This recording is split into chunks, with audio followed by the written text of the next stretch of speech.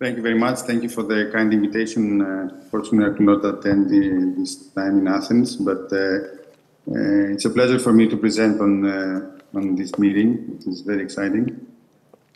So I will talk about the indications for LAA closure, a few things regarding an update of what is going on right now in the field, and a few technical things.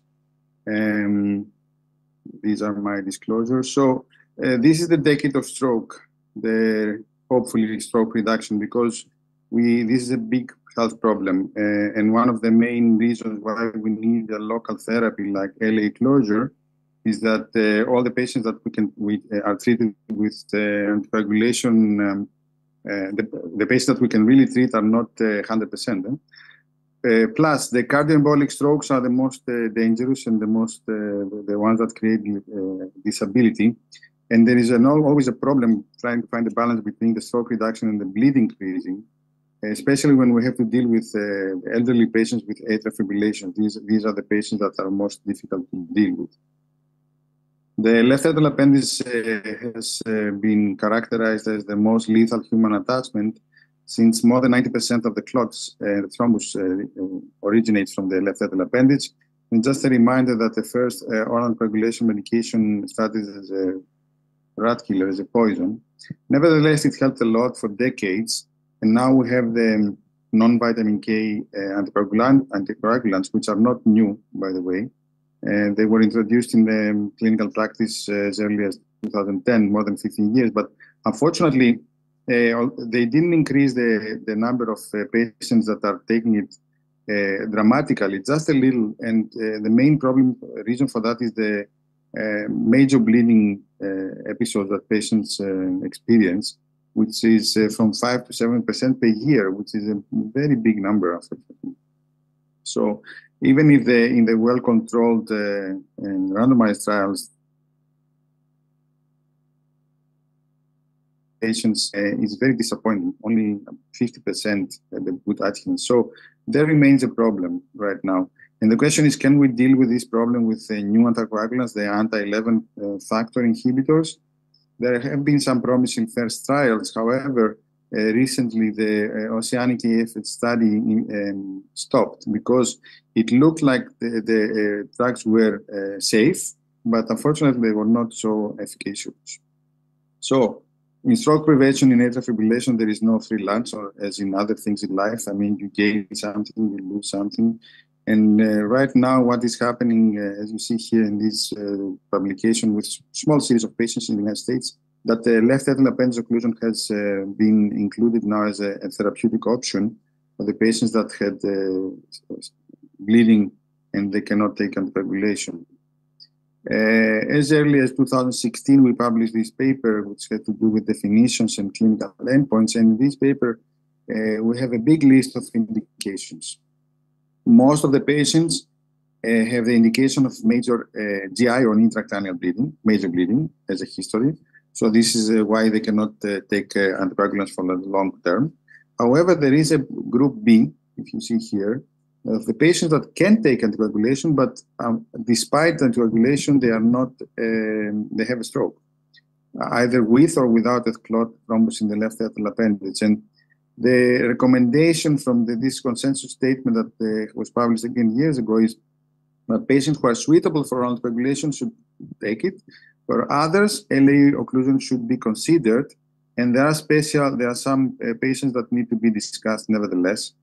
The guidelines, the European guidelines remain a 2B indication. The surgical guidelines are changing, and my information tells me that the European guidelines that are coming up, there is a high probability that this will increase to 2A now, following the change in the American guidelines that are now in 2A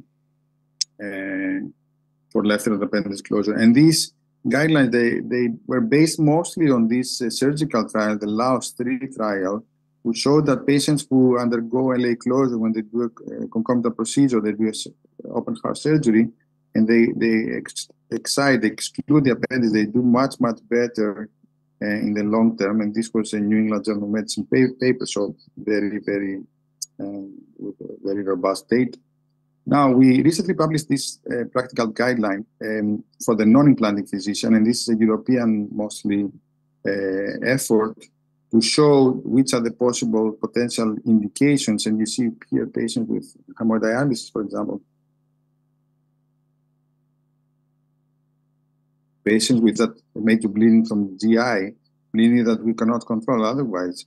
There are some issues with adherence. What I would like to draw your attention here is this intracranial and intracerebral bleeding with the microbleeds that patients sometimes have in their MRI. Plus, this second group of patients where there is ischemic stroke despite optimal anticoagulation with or without clot thrombus in the deeper side of the appendix. And this is an algorithm saying that in every patient that we consider for AF and give anticoagulants, we need to consider the bleeding risk always. And if we see that this patient has a prohibitive bleeding risk, he should be discussed for LA closure, as we see here. Now, even the neurologists in this very nice registry, they say that up to 43 centers, they think and they believe that the patients who had a stroke on anticoagulation, these are the non-responders, let's say, there is no meaning to change one medication to another. This doesn't add anything to their therapy. And they consider these non-responders should be considered for left atrial appendage occlusion. Even there is a lack of data about the benefit of this procedure because basically there is nothing else to do with them. So these are non-cardiologists, these are neurologists and experts. So I'll go to a few technical things, just a few. The characteristics of the appendix, it has enormous anatomical variability. This is why we need imaging. We need a lot of imaging to do it properly. It is a delicate cardiac structure. You can have complications if you're not careful. Plus, you need to do a transeptal puncture in the proper position. And sometimes this is a barrier, especially for people who are not used to it. So this is the two mostly used devices, the Watchman Flex device, a very good device with a single, let's say, plug configuration, quite automatic. I've started using that very recently, a few months ago, but I think it's a good device. You see here how the device is opposed and how it's close to the appendix. It has to be implanted in a proper, optimal way. We'll discuss that. Plus, now we have the other dual layer closure devices like the amulet or other devices. When we consider maybe have less peri-device leak. Now, in 2016, I was asked to give this lecture about the general principles of LA closure in TCT. And at that time, we were mostly concentrating on avoiding complications. We do need to know the patient, which means indication, anatomy. We need to master the technique, and we need to know the device. So right now, the trend that is happening is technology and therapy. We need to perform an optimal closure. And this is, it may be easy to implant the device. I don't know if you can hear me. I hope I don't have breakdowns because there is a message from a computer. So there are two important things that we haven't solved. One is the peri-device leak, and the second is the device-related thrombosis. This reminds the TAVI era. Now, for the peri-device leak, we believe that, and this is an example of a leak. This is an Ampitheatre device, Ampitheatre cardiac plug. You see the communication here.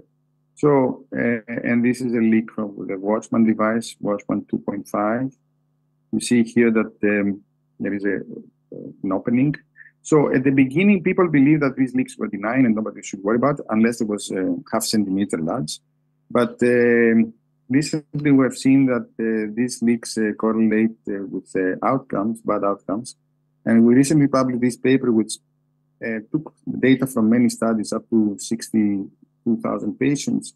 And we found that any leak of 3 millimeter and higher is not benign. It's bad. In a similar to TAVI, I would say.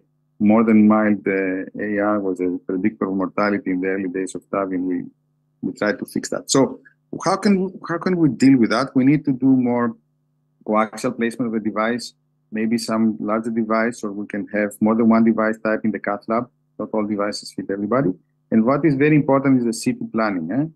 If there is a PDL, we should maybe, if you see the follow-up, we should close it. Now, the second topic is the DRT, the device-related thrombosis. And this had to do with definitions partially. And some papers that you see that has a very high numbers of DRT, they didn't know how to define it. On the left side, you see normal healing of the device. On the number C is a thrombus, but it's maybe not high-risk thrombus. And then here you have a very high-risk thrombus. So the trend now is to categorize the DRTs. And a way to mitigate DRT is similar again to TAVI. The depth of implantation of these devices should be lower. And we have seen that if you implant the device more proximally, the patient will do better. Now, what about thrombus in the distal part of the appendage? Should we close it? It depends. Are there other options? I mean, with the patient, did we try all medication, the aspirins, et cetera? Is the thrombus distal or proximal? And again, it has to do also with the operator experience, and the patient should be informed. For example, there we have a distal thrombus that is seen on CT. This patient had continuous strokes on any anticoagulation. And then we went with an amulet device, the single visit technique. We occlude the appendage in the presence of thrombus, taking some small risk, of course, but there were no other options for this patient. So this is not an absolute contraindication, it just has to be done carefully. Now, 1 minute just to show you the most important studies. The Champion EF and how this thing goes says that we have all-comer studies, not leaders, all-comers, all patients with atrial fibrillation randomized to the Kosmas Flex device versus the NOACs. The study was ended enrollment 2022, and we'll expect results in 2 or 3 years from now. So we need to be more patient. Another study by Abbott, similar design. Enrollment is slow in this study, but again, now we're aiming to patients that don't have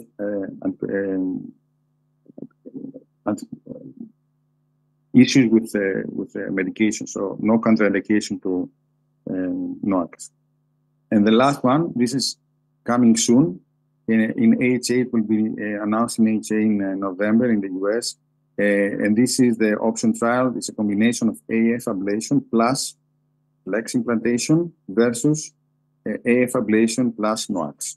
So again, large patient study and the pool of patients that can be treated in the future. We did the first in Greece in Hippocratic University in Thessaloniki. It took us approximately 1.5 hours for both procedures. Very easy going with Professor Vagenakis. And last slide, just to give you an idea about the market trend. The market in TAVI is larger, obviously, and there is a growth of 10% a year. The market of LA closure is smaller, but the growth is double. So there is there are a lot of things to happen in this area, and I think it's very nice that you include it in this fantastic congress of yours. Thank you very much. Thank you very much, Apostolis. I think we're going to proceed, and then we'll have a discussion with the comments if we have time. Okay.